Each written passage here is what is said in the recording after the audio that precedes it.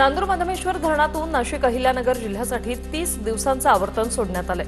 43,860 hectare क्षेत्रात सिंचनाचं उद्दिष्ट।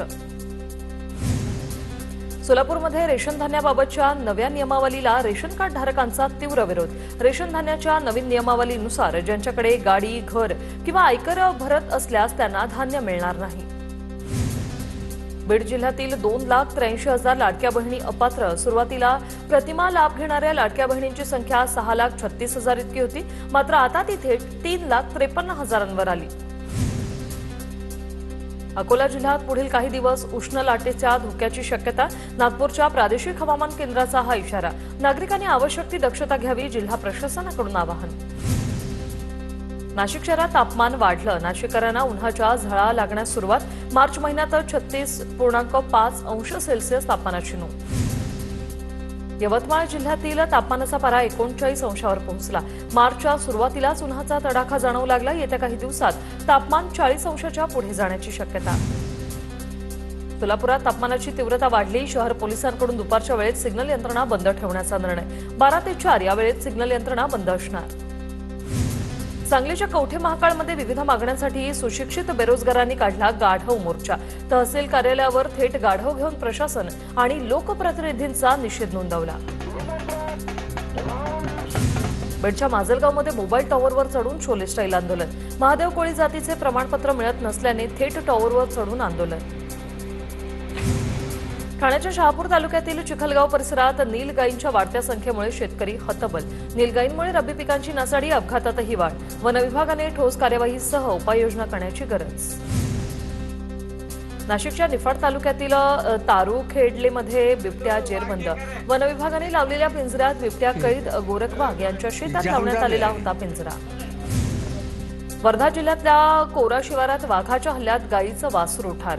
शेतात बांधून असलेल्या जनावरांवर वाघाचा हल्ला। शेतामध्ये सर्वत्र वाघाच्या पंजाचे निशाण। शेतकऱ्यांमध्ये भीतीचं वातावरण। परभणी पंचायत समितीच्या सभापतीपदी अजित पवारांच्या राष्ट्रवादीच्या रवी चव्हाण यांची निवड, तर उपसभापतीपदी ठाकरेंच्या शिवसेनेचे विवेक सराळ यांची नियुक्ती। पंचायत समितीवर अजितदादांची राष्ट्रवादी, ठाकरेंची शिवसेना आणि काँग्रेसची युती। रत्नागिरीच्या चिपळूणमधील मिरजोळीत पाणी टंचाईवरून पंचायत समितीत गोंधळ। गेल्या 15 दिवसांपासून 2 बिल्डिंगला पाणी पुरवठा बंद असल्याने नागरिक आक्रमक। कराड शहराच्या वाढीव भागासाठी पाणीपुरवठा टाकी, मलप्रक्रिया केंद्र आणि भुयारी गटार योजनेच्या कामांचं भूमिपूजन। माजी सहकार मंत्री बाळासाहेब पाटील, नगराध्यक्ष राजनसिंह यादवांच्या हस्ते भूमिपूजन संपन्न। अमेरिका इराण युद्धामुळे चंद्रपूरसह देशभरात पॉलीप्रोपिलीन प्लास्टिक पॅकिंग बॅगचा तुटवडा। पॉलीप्रोपिलीन प्लास्टिक बॉल आहेत पेट्रोकेमिकल बाय प्रोडक्ट, तर या उद्योगाच्या कच्चा माल असलेल्या बॉलची निर्मिती थांबवली आहे।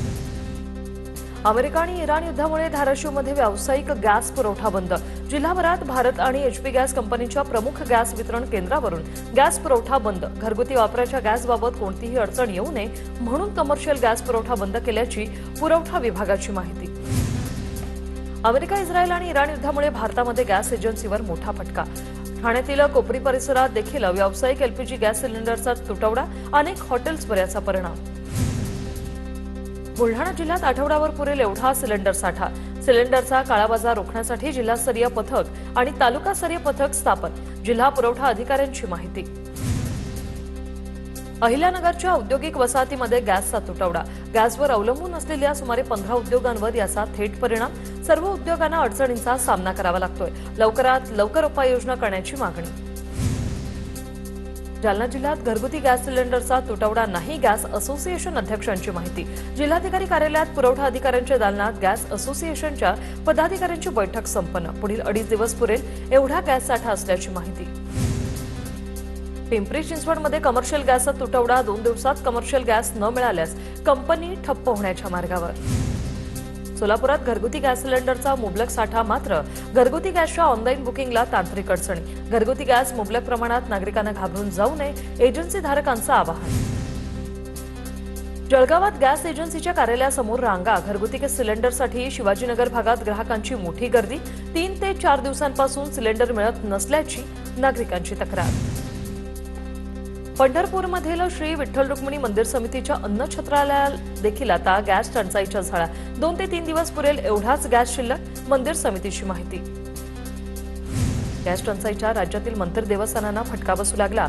साई संस्थानाकडे 20 दिवस पुरेल एवढाच गॅस साठा शिल्लक आहे। विठ्ठल रुक्मिणी मंदिर अन्नछत्रालयाकडे केवळ 2 दिवसांचा गॅस साठा।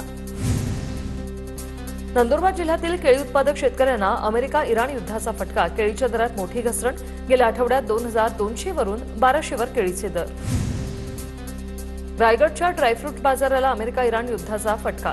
रमजान पवित्र सणाच्या वेळेस फळांच्या महागाईच्या झळा, तर माणगाव बाजारपेठेमध्येही फळांमध्ये दुप्पट वाढ। अमेरिका आणि इराण युद्धाचा जळगावातील 400 प्लास्टिक उद्योग आणि कंपन्यांना मोठा फटका। कच्च्या मालाच्या किमतीत तब्बल 50% वाढ। उद्योजक आर्थिक संकटात। आखाती देशातील युद्धाच्या साताऱ्यातील मिठाई व्यावसायिकांना फटका। गेल्या 3 दिवसांपासून व्यावसायिक गॅस सिलेंडरचा पुरवठा बंद झाल्यानं व्यावसायिकांचं मोठं नुकसान। दुकानं बंद करण्याची वेळ। छत्रपती संभाजीनगरच्या वाळूज MIDC भागात भारत गॅस एजन्सीवर नागरिकांच्या मोठ्या रांगा। गॅसचा तुटवडा जाणवत असल्याने गॅस सिलेंडर भरून घेण्यासाठी नागरिकांची मोठी गर्दी। बुकिंग असूनही गॅस मिळत नसल्याचा स्थानिकांचा आरोप। घरगुती गॅस सिलेंडर रिफिल बुकिंगच्या नियमात बदल। सिलेंडर रिफिल बुकिंग आता 21 दिवसांऐवजी 25 दिवसांचं असणार आहे। इराण युद्धाच्या पार्श्वभूमीवर साठेबाजी रोखण्यासाठी केंद्राचा हा निर्णय, तर नियमात केलेला बदल चुकीचा। गृहिणींकडून नियमात बदल करण्याची विनंती। अमरावतीच्या घरगुती सिलेंडरसाठी आठवडाभर वेटिंग। एजन्सीकडून हॉटेल व्यावसायिकांना आता अतिरिक्त सिलेंडर देणं बंद। पुढील 5 ते 6 दिवस सिलेंडर मिळणार नसल्याची माहिती। रत्नागिरीत हॉटेल व्यवसायावर युद्धाचा परिणाम। व्यावसायिक गॅस सिलेंडरचा पुरवठा निम्म्यावर। रत्नागिरी शहरातील प्रत्येक गॅस एजन्सीला अवघ्या 60 ते 70 व्यावसायिक सिलेंडरचा कोटा। हॉटेल व्यावसायिकांना दिवसाला 600 ते 700 सिलेंडरची गरज। आखाती देशातील युद्धामुळे LPG गॅस पुरवठ्यावर परिणाम। 3 दिवसात LPG गॅस दरात वाढ, तर 61 रुपयांवरून 75 रुपये प्रति लिटरवर दर। दरवाढीमुळे रिक्षा चालक अडचणीत। भाडेवाढीचीही शक्यता। सिलेंडरचा तुटवडा होत असल्याच्या तक्रारीमुळे नागपूर जिल्हा प्रशासनाने तयार केलेलं विशेष पथक। हे पथक शहरातील विविध हॉटेल्सना भेटी देऊन सिलेंडरची पाहणी करते। नाशिकची तर्रीदार मिसळ महागण्याची शक्यता। व्यावसायिक गॅस सिलेंडरचे दर वाढल्याने मिसळचे दर देखील वाढण्याची शक्यता। व्यावसायिक गॅस काल 2200 वरून आज 2400 रुपये इतका झालाय।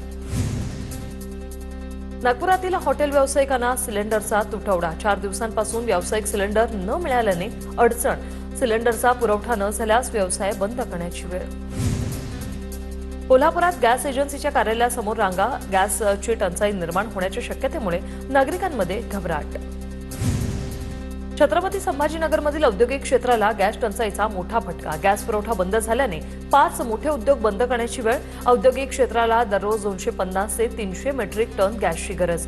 तातडीने गॅस पुरवठा सुरू करून उद्योगांना मदत करावी, संघटनांची मागणी। जळगावच्या सराफा बाजारात सोने चांदीच्या दरात वाढ। सोन्याच्या दरात 721 रुपये, तर चांदीच्या दरात तब्बल 10,300 रुपयांनी वाढ। सोन्याचे दर सध्या GST सह 1,64,800 रुपयांपर्यंत पोहोचले। गुढीपाडव्यासाठी साखरेचे हार बनवण्याच्या कामाला वेग। महागाईमुळे साखरेच्या हाराच्या किमती गगनाला भिडल्या। साखर आणि मजुरीच्या दरात मोठी वाढ। साखर गाठी हाराच्या दरात सुमारे 40% वाढ। छत्रपती संभाजीनगरमध्ये ठाकरेंची शिवसेना आणि भाजपमध्ये मोठा राडा। पंचायत समिती सभापती निवडणुकीपूर्वी ठाकरेंच्या शिवसेनेचे 3 पंचायत सदस्य गायब। भाजपने पळवल्याचा अंबादास दानवेंचा आरोप। गडचिरोली जिल्ह्यात वाळू लिलाव प्रक्रियेत कंत्राटदाराने संगनमत करून राज्य सरकारच्या महसूल बुडवल्याचा आरोप। जिल्ह्यात मार्च महिन्यात 20 वाळू घाटाचे लिलाव करण्यात आले होते। फेर लिलाव करण्यात यावा स्थानिकांनी।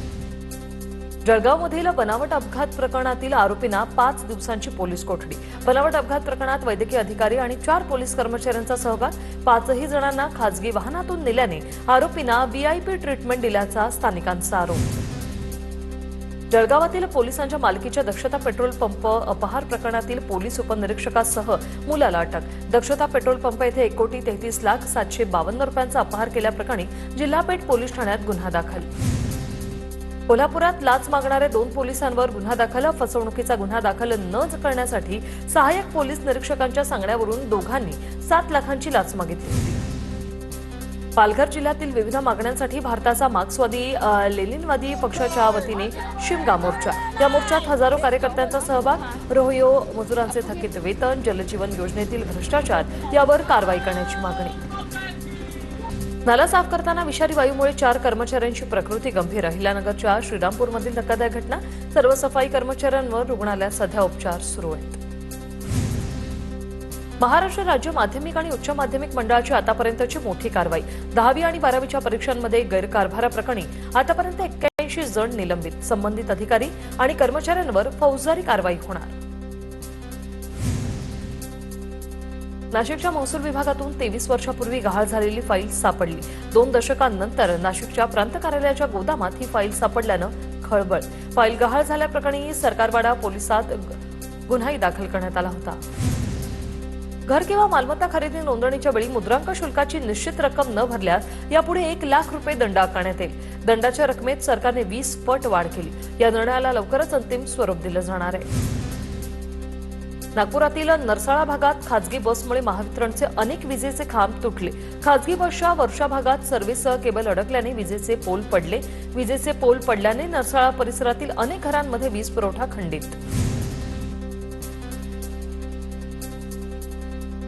चाळीसगावमध्ये 50 लाख रुपयांचा अपघाती विमा मिळवण्यासाठी मोठा कट रचल्याचा प्रकार. अपघाती मृत्यूचा बनाव करून 50 लाखांच्या विम्याचा दावा. मात्र मृत व्यक्ती आजाराने मृत झाल्याचं तपासात उघड.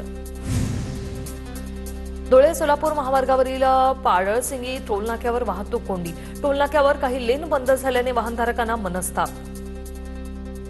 छत्रपती संभाजीनगरच्या पैठणमध्ये नाथषष्ठी निमित्त 5 लाख वारकऱ्यांचं सामूहिक पसायदान गायन. सामूहिक पसायदान गायनाची गिनीज बुक ऑफ वर्ल्ड रेकॉर्डमध्ये नोंद. राज्य सरकारकडून कराड तालुक्यातील 39 भजनी मंडळाच्या खात्यावर 25,000 अनुदान. भजनी मंडळांनी आमदार अतुल भोसलेंचा सन्मान करून राज्य सरकारचे आभार मानलेत.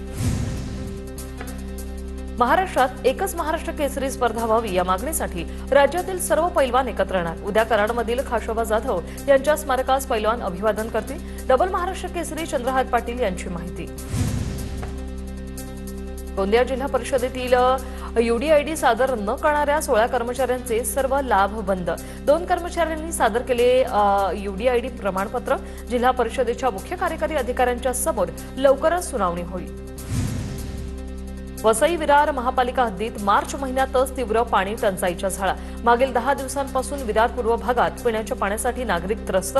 सूर्य प्रकल्पाची जलवाहिनी फुटल्याने पाणी टंचाई होत असल्याचा पालिका प्रशासनाचा दावा. नंदुरबार आगाराची बस हेडलाईट विनाच रात्रीच्या अंधारात धावल्याचा धक्कादायक प्रकार. हेडलाईट नसतानाही बस चालवल्याने प्रवाशांच्या जीवाशी खेळ.